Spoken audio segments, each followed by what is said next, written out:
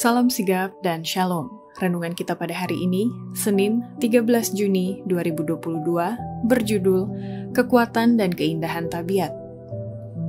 Ayat intinya terdapat di dalam Hosea 14 ayat 6 dan 7. Aku akan seperti embun bagi Israel, maka ia akan berbunga seperti bunga bakung dan akan menjulurkan akar-akarnya seperti pohon hawar. Ranting-rantingnya akan merambak, semparaknya akan seperti pohon zaitun dan berbau harum seperti yang di Libanon. Pena Inspirasi menuliskan yang dimaksud dengan judul renungan kita pagi ini, Kekuatan dan Keindahan Tabiat, sebagai petunjuk bagi kita agar mengalami kasih Allah yang tiada bandingnya itu, dikarenakan yang lama sudah berlalu dan supaya kita dengan penuh keberanian datang menghampiri tahta kasih karunia Allah, adalah sebagai berikut. Pertama, alasan perlunya kekuatan dan keindahan tabiat adalah agar kita bisa mengambil bagian dalam pekerjaannya dan dapat menikmati kebahagiaannya dengan menyaksikan jiwa-jiwa yang ditebus oleh pengorbanan Kristus. Allah bisa saja mencapai tujuannya dalam menyelamatkan orang-orang berdosa tanpa pertolongan kita. Tetapi agar kita dapat mengembangkan tabiat seperti tabiat Kristus, kita harus mengambil bagian dalam pekerjaannya. Agar dapat menikmati kebahagiaannya, yaitu kebahagiaan menyaksikan jiwa-jiwa tertebus oleh pengorbanannya, kita harus mengambil bagian dalam pekerjaannya demi penebusan mereka.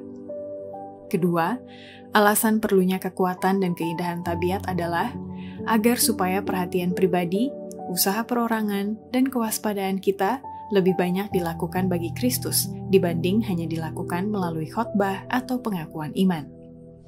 Tabiat jemaat yang sebenarnya diukur bukan dengan pengakuan yang dibuatnya atau dengan banyaknya nama yang terdaftar dalam buku jemaat, tetapi dengan apa yang benar-benar dilakukannya bagi Tuhan dan dengan jumlah mereka yang bekerja dengan setia dan sabar. Perhatian pribadi, usaha perorangan yang penuh kewaspadaan itu akan melakukan lebih banyak bagi Kristus dibanding dengan yang dilakukan melalui khotbah atau pengakuan iman.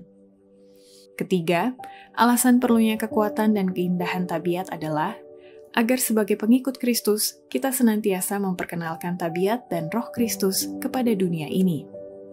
Adalah satu kesempatan bagi setiap jiwa menjadi saluran yang hidup, melalui mana Allah dapat menyalurkan ke dunia ini kekayaan rahmat-Nya dan juga kekayaan Kristus yang tak terhingga.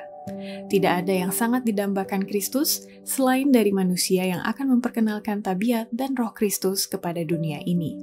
Tidak ada yang sangat dibutuhkan dunia selain dari pernyataan kasih juru selamat melalui manusia. Seluruh surga menantikan saluran-saluran untuk mengalirkan minyak kudus ke dalam hati manusia sebagai saluran berkat dan kebahagiaan.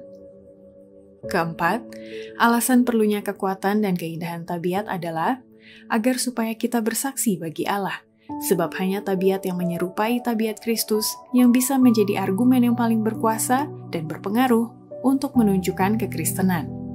Dengan mengkhotbahkan kebenaran, bukan hanya menyebarkan risalah, sehingga kita bersaksi bagi Allah. Marilah kita ingat bahwa tabiat yang menyerupai tabiat Kristus adalah argumen yang paling berkuasa yang dapat diajukan sesuai dengan kekristenan, dan satu tabiat Kristen yang murahan membawa lebih banyak bahaya ke dunia ini dibanding dengan yang duniawi.